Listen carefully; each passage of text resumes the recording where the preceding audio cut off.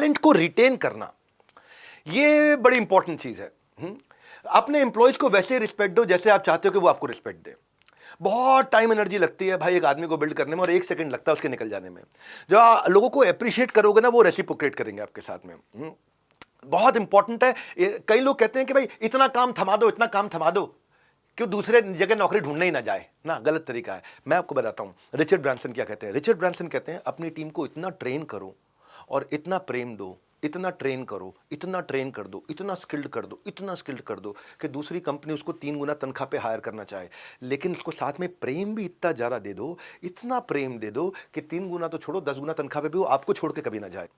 तो यानी कि ट्रेन तो करो लेकिन प्रेम भी दो। ट्रेन और प्रेम के कॉम्बिनेशन से आदमी रुकता है। जब ट्रेन और प्रेम का कॉम्बिनेशन होता है तो चलता है। हर आदमी की कॉम्पिटेंसीज अलग अलग होती हैं। किसी चीज़ में उसको 10 में से 3 नंबर मिल रहा है, किसी चीज़ में उसको 10 में से 7 मिल रहा है। जिसमें 10 में से 7 मिल रहा है उसको कल्टीवेट करो, जिसमें 10 में से 3 मिल रहा है उसमें आप आउटसोर्स करो, एलिमिनेट करो, इंटीग्रेट करो, हायर करो, किसी और को दो, खुद करो, कुछ भी करो, लेकिन आदमी को वही काम दो जो काम उसके हिसाब का है। उसके साथ में 2 प्रकार के इंटरेक्शंस होते हैं। एक पर्सनल आपका रिश्ता अच्छा होना चाहिए, दूसरा प्रोसेस के साथ रिश्ता अच्छा होना चाहिए। प्रोसेस का रिश्ता होता है एचआर का और पर्सनल रिश्ता होता है आपका। मैं अच्छी तनख्वाहें इसलिए नहीं देता क्योंकि मेरे पास बहुत ज्यादा पैसा है। ध्यान से सुनना, अच्छी तनख्वाहें, ज्यादा तनख्वाह इसलिए नहीं देता क्योंकि मेरे पास पैसा ज्यादा है। मेरे पास पैसा इसलिए ज्यादा है क्योंकि मैंने अच्छी तनख्वाहें दी हैं। हाँ, अगर आप इफ यू पे peanuts you get the monkeys, मूंगफली दोगे बंदर आ जाएंगे। एम्प्लॉयज को ना बेनिफिट्स बहुत पसंद है। हाँ, वो अप्रिसिएशन, रिकग्निशन और बेनिफिट्स के लिए रुकते हैं। तनख्वाह को वो कुछ नहीं मानते। तनख्वाह तो उनको लगता है ये तो मेरी है, ये थोड़ी कंपनी मुझे दे रही है। तो याद रखना, आप हमेशा याद रखना, इस तरह से ट्रीट करना अपने एम्प्लॉयज को। नहीं ऐसा ना हो जाए कहीं कि आप ही के ऑफिस में आप ही का इंटरनेट यूज करते हुए, आप ही का कंप्यूटर लैपटॉप यूज करते हुए, आप ही के ऑफिस आवर्स के अंदर वो बैठ के दूसरी नौकरी ढूंढने में लगा हुआ है। ये इंपॉर्टेंट है। आप अगर इंश्योरेंस प्लान बना के देते हो, उसका कुछ पैसा आप देते हो, कुछ आपका एम्प्लॉय देता है। आप अच्छे परफॉर्मर को क्या लोन असिस्टेंस दे सकते हो जो उसकी तनख्वाह में कट जाए?